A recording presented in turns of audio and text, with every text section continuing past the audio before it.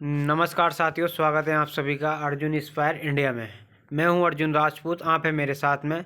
आज ऐसे विषय पर चर्चा करने के लिए जो कि वर्तमान समय में सबसे ज़्यादा प्रासंगिक है। चर्चा क्या है साथियों?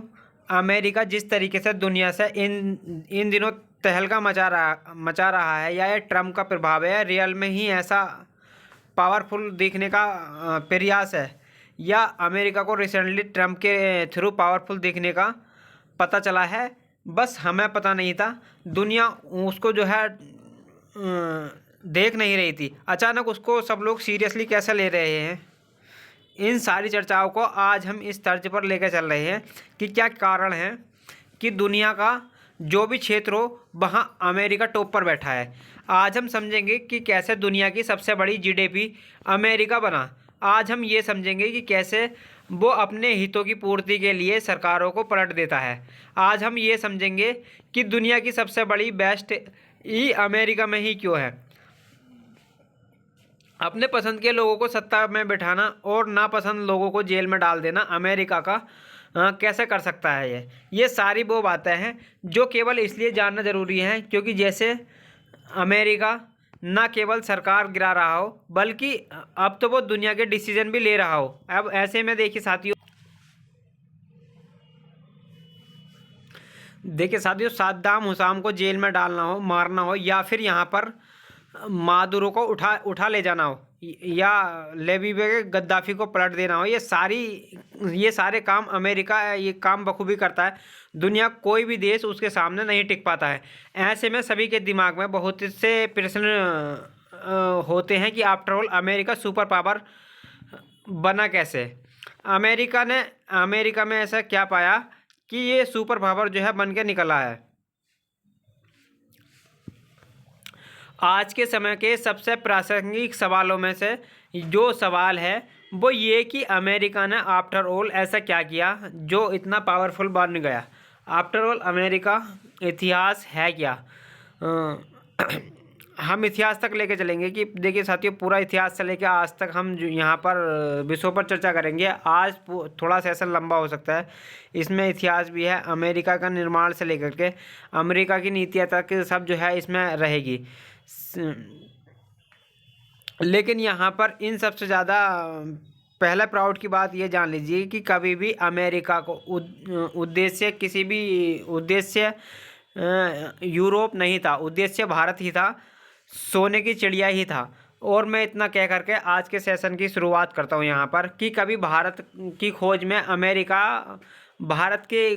अमेरिका बन गया, ये कहानी इतिहास में देखिए साथियों लिखी गई है। जब देखिए साथियों यहाँ पर क्रिस्टोफर कोलंबस भारत की तलाश में नाम लेकर के निकले थे। इटली के 41 साल के युवक 3 अगस्त को यहाँ पर 1492 को अपनी 3 जहाज के बेड़ों के साथ के सफ़र में निकलते हैं, जाते हैं कि वो भारत को खोजेंगे। सवाल बड़ा बनता है, भारत को खोजने की इतनी जिज्ञासा क्यों थी? मैं कई जगह यहाँ पर बताता हूँ आपको कि देखिए साथियों कि भारत पुराने समय में व्यापार का बड़ा केंद्र हुआ करता था। चाइना से निकला सिर्फ भारत से निकले मसाले यूरोप में बेचे जाते थे। तो ऐसे में क्या था साथियों, और उनके लिए सिल्क रूट यूज़ किया जाता था ट्रेड के लिए, और वो रूट होकर गुजरते थे तुर्की में। जहाँ तुर्की में आज कहाँ इस्तांबुल है, जो दुनिया को अपनी पावर दिखाता है, ये यहाँ से निकलकर यूरोप में एंट्री होती थी। लेकिन ओटोमन एम्पायर जैसे जैसे फैलने लगा तो इस ओल्ड ट्रेड रूट पर आक्रमण होने लगे, धीरे धीरे ट्रेड बाधित होने लगी। भारत जो व्यापार करता था उसके बदले सोने के सिक्के लेकर आता था। धीरे धीरे यहाँ पर भारत से जाने वाला मसाले, सिल्क जैसी चीज़ें, कॉटन, ये सब पहुँचना बंद हुआ। तो यूरोपियन को भारत की तलाश हुई क्योंकि उनको जो है इसकी ज़रूरत थी, और उनकी तरफ से दिया गया मेटल भारत में पहुँच रहा था। इसीलिए भारत सोने की चिड़िया बनता चला जा रहा था क्योंकि गोल्ड हमारे पास आता था। देखिए यहाँ पर अब क्या था साथियों, ऐसे में वो भारत की तलाश में ज़बरदस्त तरीके से तड़पने लगे, और इसी तड़प में यूरोपियन भारत की तलाश में निकलने के लिए समुद्र का उपयोग किया। उन्हें ये लगता था कि यूरोप से अगर पश्चिम की तरफ चलेंगे तो जो पानी है यूरोप में वो अटलांटिक सी को पार करते ही इंडिया मिल जाएगा। उन्हें ऐसा लगता था कि सामने ही भारत सामने ही दिख जाएगा। यही कारण था कि कोलंबस 1492 में जब निकले थे अपने बेड़ों के साथ, तो उन्हें लगा कि अटलांटिक सी जैसे ही मैं पार करूँगा या वो मुझे सामने लैंड दिखेगी वो भारत होगी। बस यही सोच करके वो भारत के लिए निकला और यही कारण है कि उसे लोग वहाँ पर मिले कि तो उसे लगा कि भारत वहाँ पर आ गया है। इसी कारण से उन्हें इंडियंस ही कहा गया। भारत जो कि इंडिया था अंग्रेजों के लिए, तो उसे रेड इंडियंस पुकारा। तो अमेरिका में असल मायने में यहाँ पर अमेरिका नहीं था पहले, असल मायने में अमेरिका की खोज में गए हुए आइलैंड पर अब क्या हुआ देखिए साथियों, कोलंबस ने आकर जो है द्वितीय देशों को बताया कि मैंने ना इंडिया खोज लिया है, भारत खोज लिया है। यूरोप देश में एकदम होड़ मच पड़ी। जब ये पहुंच ही गया है लैंड पर तो चलिए हम सब चलते हैं। इस बीच में ये सब अपनी नावें लेकर के अपने यूरोप से निकल करके अमेरिका की तरफा जो है चल पड़े। कोलंबस के द्वारा खोजा गया यह देश अमेरिका आगे चलकर स्पेन, ब्रिटेन, फ्रांस इन सब के लिए एक कॉलोनी बन गया। ये सब वहाँ जा कर के रहने लगे। धीरे धीरे रियलाइज़ हुआ कि यहाँ पर इधर भारत की खोज के लिए निकले हुए थे और और वास्को डी गामा जैसे लोग अपने रास्ते से यहाँ पर खोजने में लगे थे। लेकिन इधर ये एक नया ही आइलैंड खोज लिए थे। वहाँ पर लोग लोकल रहते थे, जो यहाँ के निवासी थे, आदिवासी थे, उन्हें यहाँ से भगाया जाना शुरू हुआ। बड़ी मात्रा में स्पेन, ब्रिटेन, फ्रांस जैसी मात्रा में यहाँ पर लोग पहुँचने लगे, अपनी कॉलोनी बसाने लगे। 16वीं सदी की शुरुआत में ब्रिटेन की अमेरिका पहुँच गया था। धीरे धीरे देखते देखते वहाँ पर अपनी 13 कॉलोनियाँ बना ली थी। साल 1700 आते आते यहाँ पर इन तीनों ताकतों ने अमेरिका को अपने अलग अलग हिस्सों में बांट दिया। अगर मैं आपको मैप में दिखाऊं, यहाँ पर जिस अमेरिका को आप 50 राज्यों के नाम से जानते हैं, असल में ये पहले 50 राज्य नहीं हुआ करते थे, 13 राज्य थे, जिनमें भी सबसे ज़्यादा पूर्वी किनारा था, जिसे आप इस कलर में देखते हैं, तो ये यूके के द्वारा बसाया गया था। ये जो हल्का हल्का ब्लू कलर देख रहे हैं, आसमानी कलर देख रहे हैं, तो इसको साथियों यहाँ पर ये फ्रांस के द्वारा बसाया गया था। कनाडा का बड़ा हिस्सा फ्रांस के द्वारा ही यहाँ पर वो है। गल्फ ऑफ मैक्सिको यहाँ ही पर था और बाकी जो तलहटी के इलाके थे तो उनको स्पेन ने इसे अपने कब्जे में किया हुआ था। कुछ इस तरीके से सत्ता का भी विकेंद्रीकरण हो रखा था, देश बटे हुए थे और इस तरीके से देश अमेरिका का यहाँ पर बहुत बड़ा हिस्सा था जो कि किसी के अधीन नहीं था। कई बार जब मैं आपसे कहता हूं कि अमेरिका प्रवासियों को लेकर के इतना सख्त हो रहा है, असल मायने में यहाँ पर कोई भी ओरिजिनल है ही नहीं। चाहे ट्रंप हो, चाहे जेडी वेंस हो या बाइडेंस हो, ये सब कहीं ना कहीं या कभी ना कभी यूरोप से आकर के बसे हैं। कोई बहुत पहले आ गया या समझ लीजिए ये सब कोलंबस के बाद आए हुए हैं। जब ये आज बोलते हैं कि दूसरे देश के लोगों को हम आज नहीं आने देंगे, तो इनसे पूछे जाना सबसे बड़ा सवाल यही है कि आप भी सर कभी आए थे, किसी ने आपको भी आने दिया था यहाँ पर रहने के लिए? खैर कोई नहीं। देखिए साथियों, फिलहाल के लिए अमेरिकियों ने अपने लिए कॉलोनियाँ बनाई थी और यहाँ पर आकर के लोग रहना शुरू किए थे। ब्रिटेन इसमें सबसे ताकतवर देश निकला। आपको मालूम होगा कि ब्रिटेन की सफलता तेज़ी से बढ़ती जाने लगी थी। फ्रांस सबसे पहले अपने सरकारी नियमों से चलते थे और पिछड़ने लगे। ब्रिटेन फ्रांस यहाँ पर झगड़ना शुरू हुए और देखिए ब्रिटेन अपनी सत्ता को बढ़ाने लगा। धीरे धीरे सत्ता को बढ़ाते बढ़ाते फ्रांस से बहुत सारा हिस्सा कब्जाने लगा। लेकिन इससे त्रस्त आकर अमेरिकियों ने ब्रिटेन के खिलाफ आवाज़ उठाई। 1783 में यहाँ पर इसी के तरह ब्रिटेन से यहाँ पर अमेरिका आज़ाद हुआ।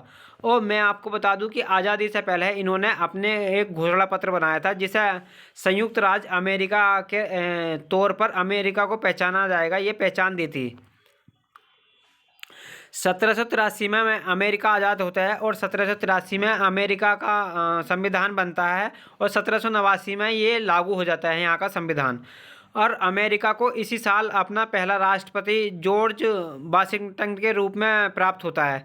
मतलब समझिएगा आप कि अमेरिका था पहला ब्रिटिश कॉलोनी, यहाँ पर फ्रांसीसी थे, उनसे झगड़ कर बड़ा हिस्सा ब्रिटिश ने लिया था। लेकिन लड़ाइयाँ अभी ख़त्म नहीं हुई थी, आज़ादी आ चुकी थी यहाँ पर, लेकिन अब विस्तार चल रहा था।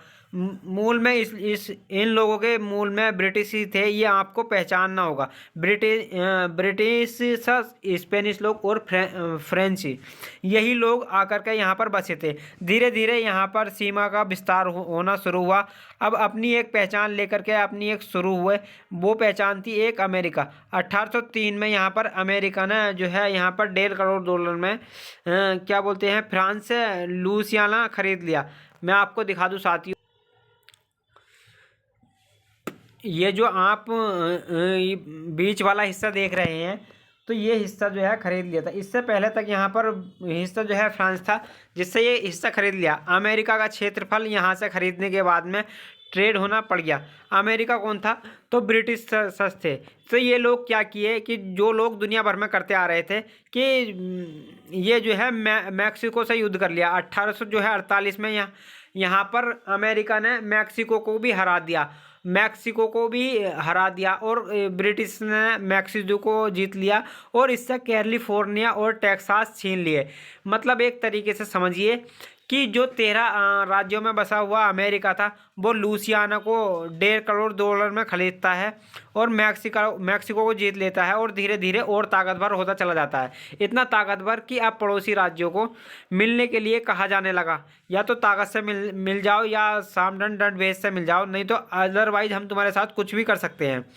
ऐसा इनकी ताकत को बढ़ता देख करके अमेरिका से कई राज्य खुद से जुड़ना पसंद किए। इन्हीं में था एक जो है फ्लोरिडा, ओहायो, फ्लोरिडा जैसे जो है राज्य शामिल होने लगे। और जो नहीं मिले यहाँ पर, उन्हें वहाँ पर जो है सेना भेज दी गई। जैसे कैलिफोर्निया, वहाँ पर बड़ा नरसंहार हुआ। अमेरिकी सरकार के इशारों पर हजारों लोगों को मार डाला गया। इतने में अमेरिका जो है पूरी तरीके से व्याप्त हो गया। कुल मिलाकर के इसकी व्यापकता को जब आखिरी पहचान मिलती है, तो 1950 राज्य में जब इसके जो है 50 राज्य बन जाते हैं, जब इसने रूस से 72 लाख रुपए में अलास्का को खरीद लिया था। आज अलास्का जो अलास्का खरीदा गया था, तो वो जो था शुरुआत में इसकी मजाक बनी कि इतना महंगा कोई राज्य क्यों खरीद रहा है, इतना बर्फ़ की जगह है। और मैंने यहाँ पर बताया था कि इसे सीवर्ट फोली के नाम से जाना जाता था। बाद में पता चला कि ये भी इनका एक अच्छा डिसीजन था। खैर जो भी हो, इसी बीच में स्पेन से फिलीपींस खरीद लिया। 1946 में फिलीपींस को आज़ाद हो गया। कुल मिलाकर के 13 राज्यों वाला अमेरिका 50 राज्यों का हो गया। धीरे धीरे इसने जो है समुद्र के और छोटे छोटे आइलैंड्स खरीद लिए जो पैसिफिक ओशियन में थे। जो कुल मिलाकर के अमेरिका अब आपको अलास्का और साथ में यहाँ पर छोटे छोटे आइलैंड के रूप में देख रहा है। इन्हीं आइलैंड में से पालमेरा, हवाई, मिडवे और गुआम, जॉनस्टन, समोआ, इन आइलैंड्स पर ये कब्जा करता चला गया है। मतलब पहले इन्होंने लैंड आर पार कवर किया और उसके बाद में ये लोग यहाँ तक जो है पहुँच चुके हैं। ये सब देखिए पनामा नामा, ये सब सारी जगह इन्होंने जो है अपना ली। आप जिस अमेरिका को आप देखते हैं, असल मायने में कभी निकले हुए यूरोपियंस ही हैं, जिन्होंने अमेरिका में पहले पहचान बनाई और ख़ुद के विस्तार से अपने आप को एक नई पहचान दी। और वो आज इतने विस्तार के साथ एडजस्ट कर चुके हैं। यही इनका विस्तारवाद आज भी दिखाई पड़ता है। जब अमेरिका को आप सुनते हैं कि हम कनाडा को ले लेंगे, हम वेनेजुएला को ले लेंगे, हम ग्रीनलैंड को ले लेंगे, तो इनकी फितरत में देखिए, इनकी साइकोलॉजी में इस प्रकार का जो है पहले से ही बसा पड़ा है। इनकी साइकोलॉजी के अंदर ही, इनकी हिस्ट्री में ही इनका जो है विस्तार है। अब देखिए बड़ा सवाल ये बनता है, जब इस बीच में ब्रिटेन और फ्रांस का क्या हुआ, वो क्या कर रहे थे? तो उनके पार और ज़्यादा जो है यहाँ पर सेना थी। वो वही हरकत कर रहे थे जो अमेरिका कर रहा है। क्या कर रहे थे? युद्ध कर रहे थे। जहाँ भी दुनिया में कोई संघर्ष होता थे कूद पड़ते थे। ऐसे ही जो है प्रथम विश्व युद्ध हुआ, ऑस्ट्रिया यहाँ पर जाने लगे। तो 3 साल यहाँ पर प्रथम विश्व युद्ध चला। चौथे साल में अमेरिका की एंट्री होती है। यूरोप लड़ रहा था, ताकतवर लोग लड़ रहे थे। अमेरिका यहाँ पर पंच बनकर एंट्री करता है, हथियार देता है, अपनी पास से कमाई हुई ताकत देता है। और यहाँ पर देखिए इस युद्ध के अंदर निर्णायक हो जाता है। इस युद्ध के अंदर इतना निर्णायक हो जाता है कि प्रथम विश्व युद्ध के अंदर यहाँ पर जब ये उभरता है, तो अमेरिका एक बड़ी ताकत बनकर जो है निकलता है। अमेरिकी कंपनियां चल पड़ती हैं, यूरोपियन कंपनियां यहाँ पर ठप हो जाती हैं पूरी। इतना तेज अमेरिका अमेरिका कंपनी इतनी तेज चलने लगती है कि 44 महीने तक यहाँ पर मतलब ऑलमोस्ट 4 साल तक अमेरिका का शेयर बाजार हाई टच पर रहता है। मतलब कि इस पर कभी मंदी आती ही नहीं है और वो अपने लेवल को बढ़ाता चला जाता है, अमेरिकी बाजार को तेजी से इंक्रीज करता चला जाता है। यानी प्रथम विश्व युद्ध के बाद जिस पर सुपर पावर बनकर निकला वो अमेरिका शेयर बाजार था, जो कि 44 महीने तक हाई छूता रहा। आपको मालूम होगा यहाँ पर ये युद्ध के मात्र 20 साल के बाद ही द्वितीय विश्व युद्ध हो गया था। अमेरिकी की ताकत प्रथम विश्व युद्ध के दौरान बाहर निकल कर आई थी। द्वितीय विश्व युद्ध जैसे ही हुआ तो उस समय तक इस 20 साल में दुनिया के अंदर होड़ मच चुकी थी हथियार बनाने की, अपने आप को बड़ा सिद्ध करने की। इसीलिए दुनिया भर के तमाम टैलेंट इस बीच में जो हो चुका था वो सभी को याद होना चाहिए। प्रथम विश्व युद्ध छोड़ करके जर्मनी में बहुत से यहूदियों पर जर्मनी के अंदर इस तरीके का व्यवहार हुआ कि जर्मनी हारा यहूदियों की वजह से, और जर्मन में हिटलर में यहूदियों के खिलाफ मोर्चा छेड़ दिया। और इसी मोर्चे ने बहुत से यहूदी भाग करके या ब्रिटेन और देशों में जाकर के जान बचाने लगे थे। इन्हीं में से थे आइंस्टाइन जैसे वैज्ञानिक यहीं से निकल करके अमेरिका में यहाँ पर गए थे, जो कि एक यहूदी थे। कुल मिलाकर के बड़ी संख्या में टैलेंट अमेरिका में प्रथम विश्व युद्ध के बाद शिफ्ट होना शुरू हुआ और वहाँ जाकर के अमेरिका को और ग्रेट बनाने लगा, क्योंकि अमेरिका ने विश्व युद्ध में निर्णायक भूमिका निभाई थी और द्वितीय में भी ये निर्णायक भूमिका निभाएगा। और भर भर के यहाँ पर अमेरिका इसी बीच में न्यूक्लियर बॉम्ब बना लेता है। न्यूक्लियर बॉम्ब सेकेंड में जो कि 1948 में होकर के 1945 तक चला, उनमें निर्णायक साबित होता है जब जापान पर हिरोशिमा नागासाकी पर न्यूक्लियर बम बना देता है। कुल मिलाकर के सेकेंड वर्ल्ड वॉर में ये तय हो जाता है कि अब ये साइंस एंड टेक्नोलॉजी में भी अमेरिका सुपर पावर है, क्योंकि वो न्यूक्लियर बम बना चुका है। द्वितीय विश्व युद्ध के अंदर अमेरिका के साथ ही सोवियत, रूस, ब्रिटेन, फ्रांस ये सब एक ही हुआ करते थे। उस समय एक ही तरफ से युद्ध लड़ रहे थे, लेकिन यहाँ पर सोवियत, रूस और अमेरिका के बीच में आइडियोलॉजिकल डिफरेंट हो जाता है। सोवियत रूस पसंद करता था साम्यवादी नीतियों को और अमेरिका पसंद करता था पूंजीवादी नीतियाँ। पूंजीवादी नीतियों का मतलब कि पैसे वाला और पैसे वाला बने, जिसके पास टैलेंट है वो और टैलेंट में बढ़िया हो और टैलेंट को यूज करे, उद्योगपति ही सर्वश्रेष्ठ होता है। तो ये अमेरिका का थॉट था। और यहाँ पर देखिए साम्यवादी का था कि हारा हुआ शासन यहाँ पर ये और गरीबों का यहाँ पर उत्थान, या गरीबों के हाथ में सत्ता का केंद्र हो, कोई बड़ा उद्योगपति ना हो, तो ये यहाँ पर आम जनता अपने हाथ में कंट्रोल रखे। एस्टीम दोनों पर ये ठोस खराब है, इसीलिए आज दोनों ही ठोस सर्वाइव नहीं करते हैं। मध्यम मार्ग आप उसे जो है आज दुनिया के बीच में अपनाया जाता है, जिसे आप खैर यहाँ पर देखिए साथियों, लेकिन सोवियत रूस भी अपने आप को लेजेंडरी के रूप में अपने आप को दिखा रहा था कि हम अपने आप को सही सिद्ध कर सकते हैं। खैर अमेरिका ने रूस के साथ इस बात पर लंबा संघर्ष करने की ठान ली थी, क्योंकि द्वितीय विश्व युद्ध में विचारधाराओं की लड़ाई में विजेता में बड़ा कौन, सोवियत रूस या अमेरिका, ये ठन जाती है। शुरू होता है यहाँ पर कोल्ड वॉर में अमेरिका यहाँ पर सोवियत रूस को नीचा दिखाना शुरू कर देता है, लेकिन इतना हद तक नीचा दिखाना शुरू करता है कि दुनिया में जहाँ भी आइडियोलॉजिकल डिफरेंट हो वहाँ सत्ता को गिरा देना, जहाँ पर राजशाही है वहाँ पर लोकतंत्र वेपन फेंक देना, और जहाँ पर लोकतंत्र है वहाँ पर तानाशाही को स्थापित करवा देना। अमेरिका पलटेबल टाइम ऐसे ही करता रहे। जैसा आपने हाल ही में देखा पाकिस्तान के अंदर बढ़िया इमरान खान सरकार चला रहे थे, पलटाकर आसिम मुनीर को बैठा दिया वहाँ पर। आसिम मुनीर के सामने शहबाज शरीफ एकदम बोपू बनू बैठे हुए हैं।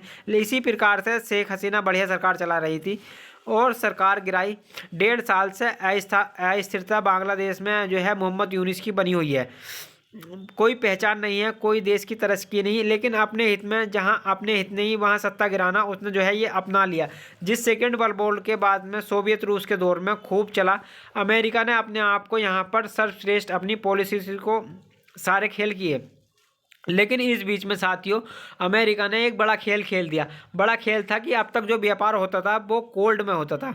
गोल्ड को दुनिया की विशेष धातु के रूप में यूज़ किया जाता था। लेकिन अब क्या हुआ यहाँ पर कि वैश्विक संकट जब पैदा हुआ सेकेंड वर्ल्ड वॉर के साथ, कि पैसा कहाँ से आएगा, क्योंकि ये बर्बाद हो चुके थे। ये नवाब जितने भी थे ब्रिटेन और फ्रांस जिन्होंने दुनिया पर राज किया था, अब ये सिर्फ नवाजी बची थी, इनकी जेब खाली हो चुकी थी।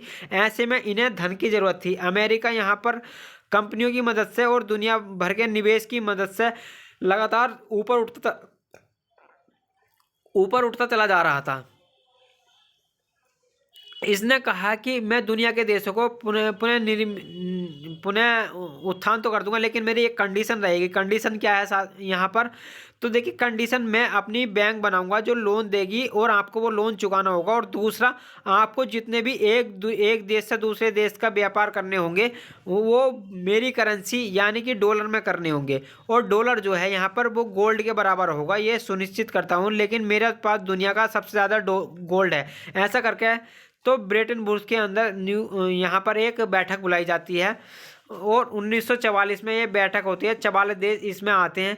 ब्रेटन वुड्स समझौता होता है। इस समझौते में तय होता है कि डॉलर को ग्लोबल करेंसी के रूप में मान्यता दी जाएगी और दुनिया की दो बैंक, वर्ल्ड बैंक और IMF लोन देगी। वर्ल्ड बैंक लोन देगी कि नए देश बनाने के लिए, और IMF लोन देगी पेमेंट क्राइसिस के लिए। पेमेंट के क्राइसिस मतलब कि जैसे कि होता है, मान लीजिए कि आपके पास डॉलर कम पड़ गया, पेमेंट नहीं कर पाए, तो बोले डॉलर हम देंगे, फिर भी आप पेमेंट डॉलर में ही करेंगे।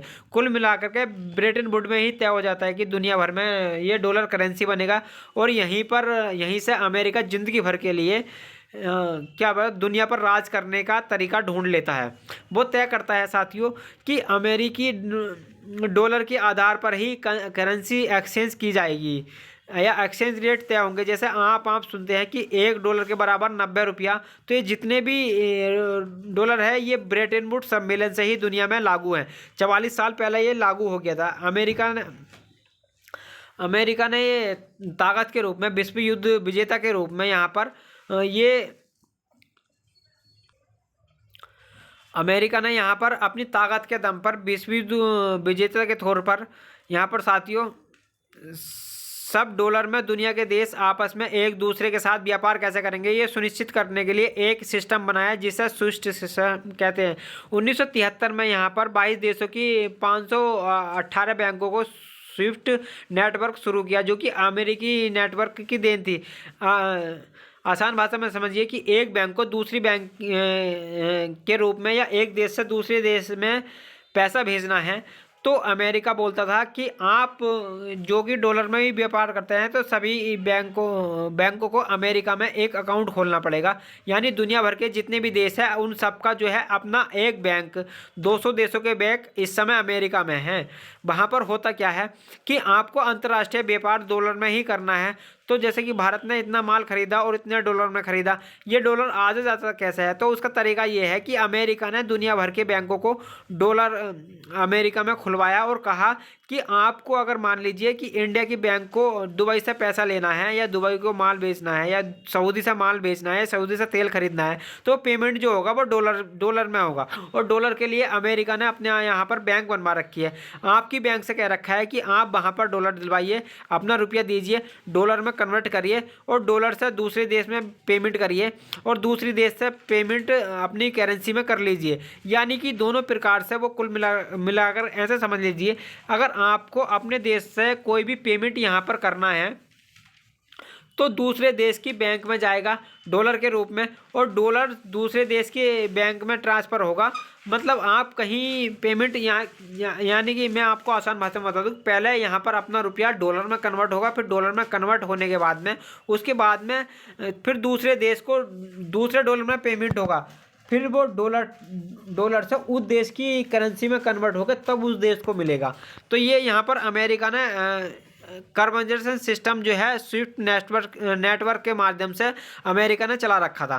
तो आज दुनिया की 200 देशों की 11,000 बैंकें इस नेटवर्क से जुड़ी हुई हैं। अब आप सोच करके देखिए कि ना केवल डॉलर में पेमेंट करना हो, बल्कि डॉलर में पेमेंट के लिए बैंकों में जैसे आज और हम और आप पेमेंट कैसे करते हैं, क्या आप किसी बैंक में मुझे पैसा UPI करना है, मेरा अकाउंट जो है यहाँ पर PNB बैंक में है या आपका HDFC में है, तो आपने जैसे ही पैसा ट्रांसफ़र किया तो बैंक से बैंक बात कर रही है, उधर से जो है बैंक से बैंक बात करिए। ऐसे ही इसने जो है विश्व युद्ध में यहाँ पर कर दिया कि इस बैंक से डॉलर उस बैंक की डॉलर में जाएगा, तो उस बैंक के डॉलर और वहाँ से उसकी लोकल करेंसी में जाएगा, यानी कि डॉलर डॉलर ही आपको एक्सचेंज होता हुआ दिखाई देगा। अमेरिका ने डॉलर की जो है स्थापित करने का एक और काम किया, और वो काम था साथियों, दुनिया में अगर कोई देश तेल बेचना चाहता है या तेल खरीदना चाहता है तो भी पेमेंट डॉलर में ही करेगा। इस व्यवस्था को पेट्रो डॉलर व्यवस्था कहते हैं।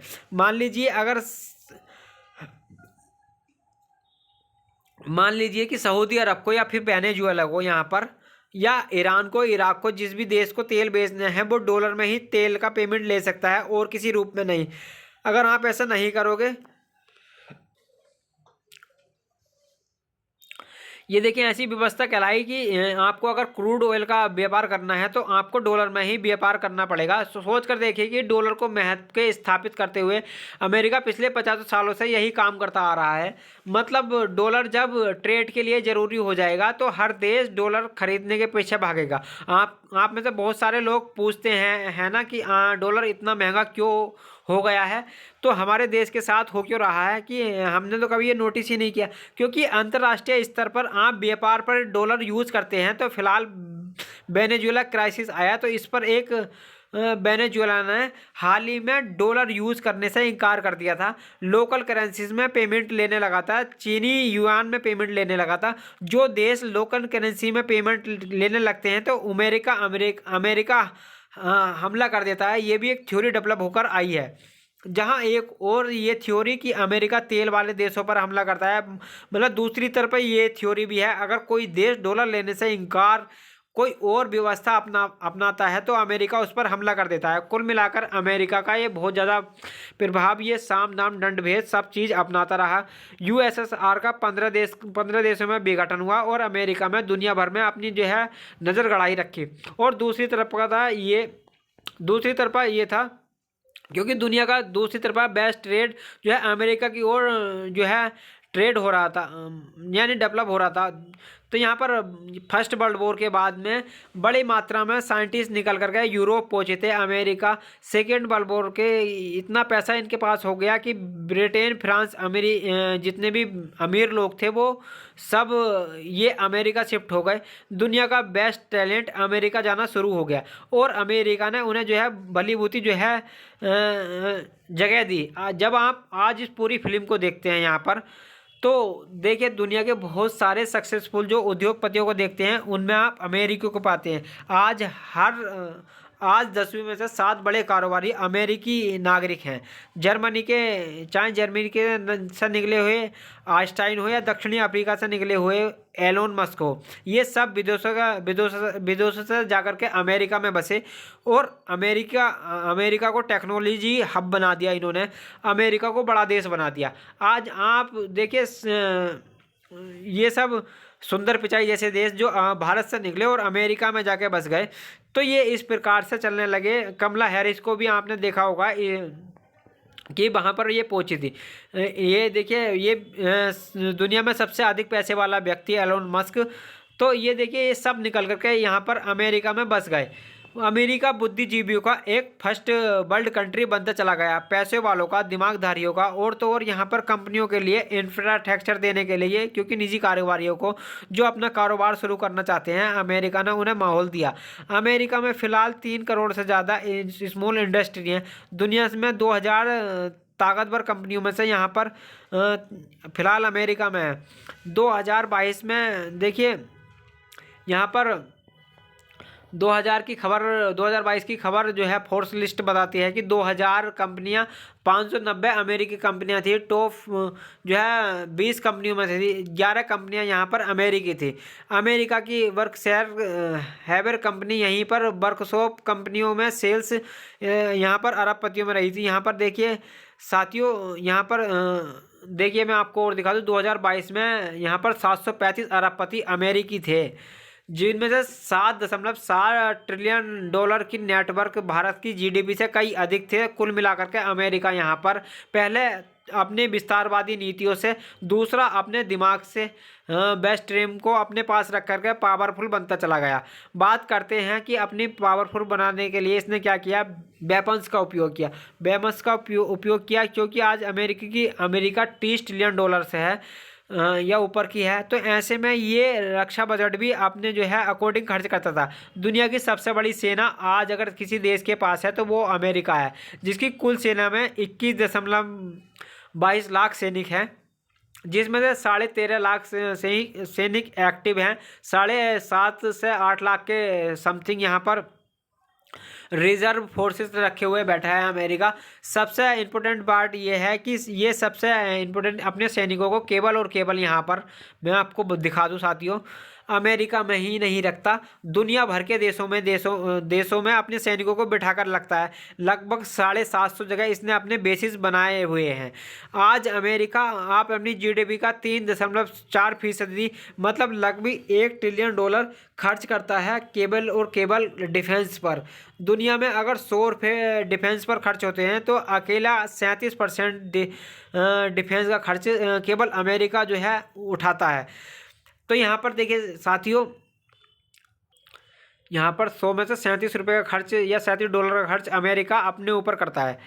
और आगे मैं आपको बता दूं कि आज भारत के बारे में अगर हम बात करें तो भारत $86.1 बिलियन खर्च कर रहा है। तो भारत से लगभग 10 गुना ज़्यादा डिफेंस का बजट अमेरिका का है। इतना ज़्यादा पैसा खर्च करता है, खर्च नहीं करता अपेक्षु डिफेंस अपने वेपन बेचता भी है।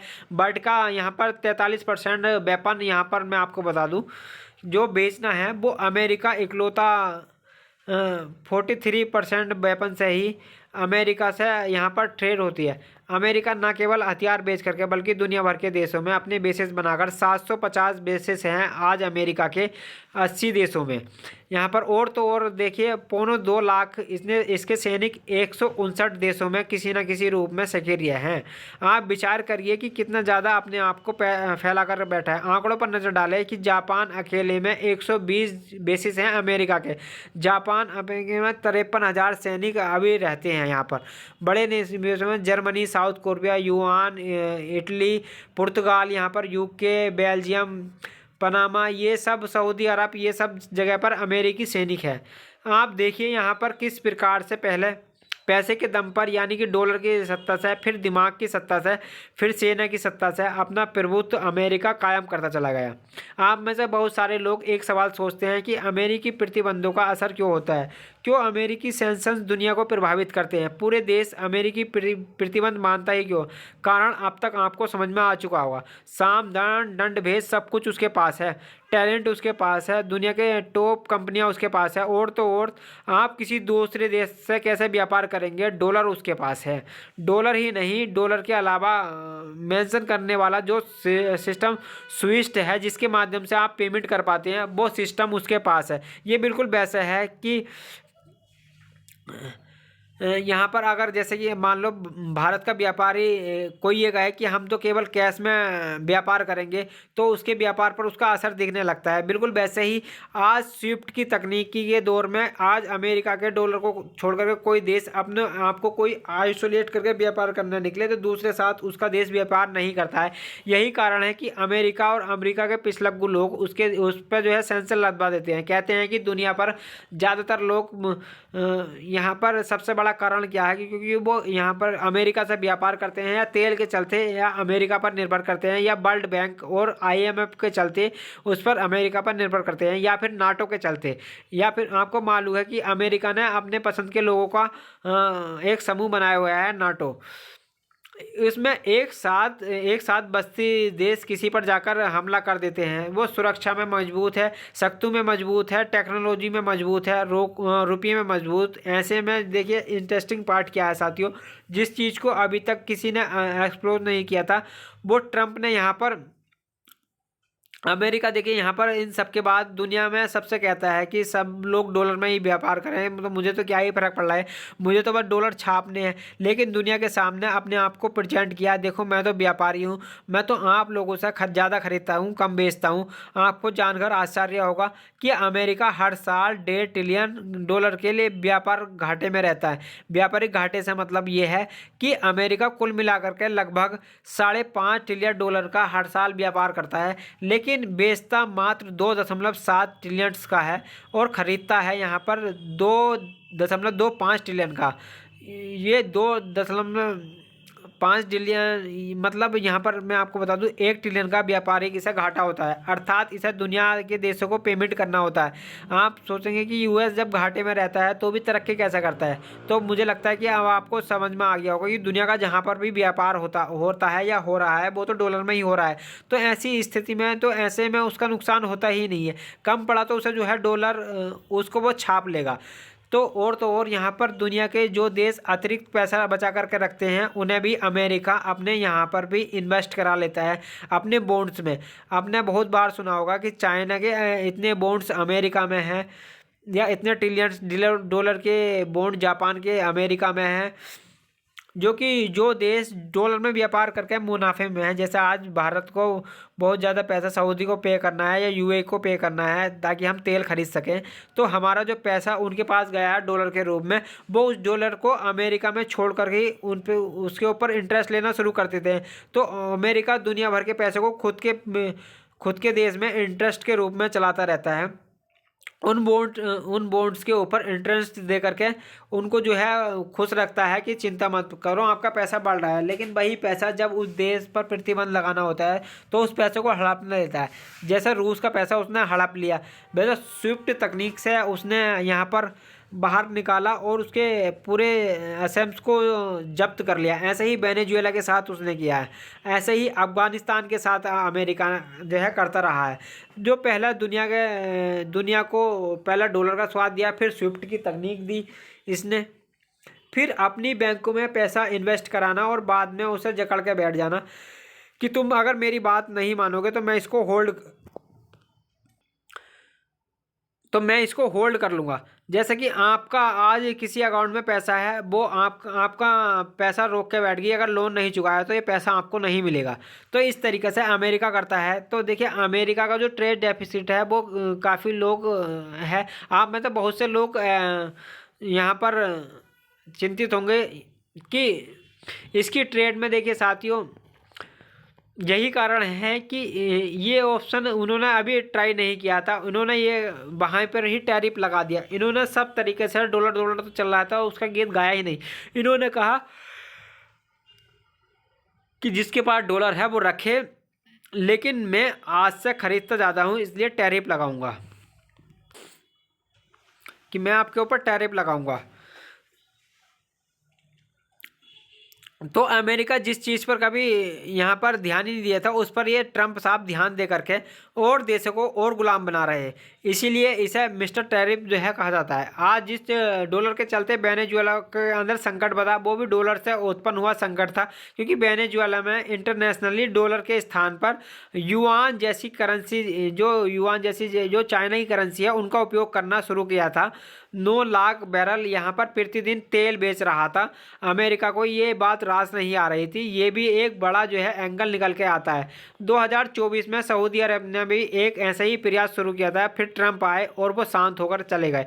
कुल मिलाकर के यहाँ पर आज जो आप हाल देखते हैं, जो मादुरो के साथ हुआ, क्या ये किसी और के साथ भी हुआ? कि देखिए हाँ हुआ है, ये तो बहुत के साथ, तेल के साथ यही हाल लीबिया का हुआ, मादुरो जैसा हाल सद्दाम हुसैन का हुआ, अभी हमने उस पर एक सेशन भी किया था। तो क्यूबा का हुआ। ये तमाम वो देश हैं जिन पर अमेरिका की शक्ति का पूरी तरीके से प्रयोग होते हुए देखा। आज के संदर्भ में जब मैंने आपके सामने ये सेशन किया, इसकी असल ज़रूरत ये थी कि कहीं ना कहीं आपके मन में एक सवाल छुपा हुआ था कि आफ्टर ऑल अमेरिका इतना पावरफुल है कैसा है, कि आफ्टर ऑल अमेरिका की सब लोग बात मानते क्यों हैं, आफ्टर ऑल अमेरिका प्रतिबंध कैसे लगा देता है किसी भी देश पर, हम भी उसके टैरिफ में दबे हुए क्यों हैं, सब लोग उससे अलग निकल कर कुछ कर क्यों नहीं लेते। उम्मीद है कि आप सभी साथियों को ये जो है जवाब जो है देने में कुछ हद तक मैं सक्षम रहा हूँगा। मेरी आवाज़ देखिए साथियों, यहाँ पर आज का सेशन साथियों हम करते हैं यहीं पर समाप्त। और अगर आप हमारे चैनल पर नए हो तो चैनल को जो है साथियों सब्सक्राइब जरूर कर लेंगे, और जानकारी पसंद आई तो जानकारी को अपने साथियों के साथ अवश्य साझा करेंगे। और इसकी पीडीएफ आपको अगर चाहिए तो हमारा टेलीग्राम चैनल ज्वाइन कर लेंगे। टेलीग्राम चैनल का आप जो है, मैं इसका जो है डिस्क्रिप्शन में भी लिंक दे दूंगा, बाकी आप सर्च भी कर सकते हैं। जीके भाई अर्जुन सर के नाम से हमारा टेलीग्राम चैनल है साथियों। और जैसा हम कहते हैं लास्ट में कि अपना ख्याल रखें, बड़ों को सम्मान करें, छोटों को प्यार दें, और अपना व्यक्तित्व इस प्रकार से विकसित करें कि महिलाएं आपके साथ सुरक्षित और सम्मानित महसूस करें। धन्यवाद साथियों।